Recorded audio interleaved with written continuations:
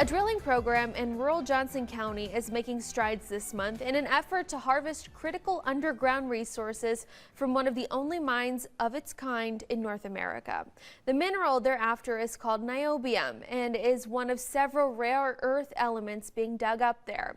1011's Matthew Mittleiter took a trip down to the mine today to unearth what's being worked on. On a rural property just south of Elk Creek, Nebraska, the company NioCorp is attempting to mine what they say is the largest deposit of niobium in North America. Niobium is a rare mineral often used for making steel, which then goes into vehicle frames, pipelines, and structural supports in buildings.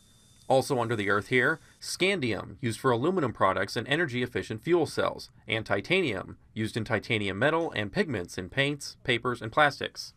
NioCorp says if it can successfully dig up those resources, it can help the U.S. reduce its dependence on them from overseas, and even support the world's transition to net zero carbon emissions. The actual extent of the interesting geology is something like 7,800 acres. Now, of that 7,800 acres, we have intensively explored about 60 acres.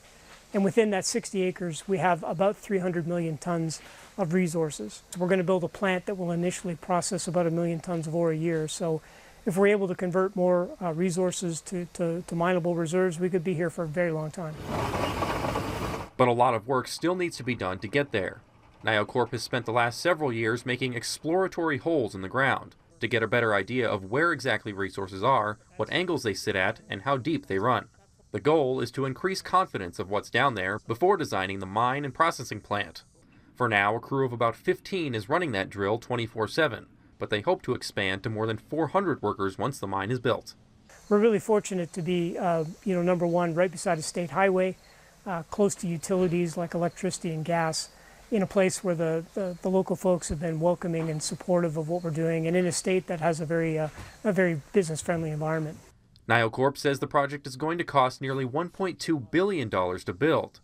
They're hoping for a loan from the U.S. Import-Export Bank, but have already been gathering equity with the goal of about $400 million. Once construction is up and running by next year, NioCorp hopes to start producing the resources by 2029. Reporting in Lincoln, Matthew Mittleiter, 1011 News.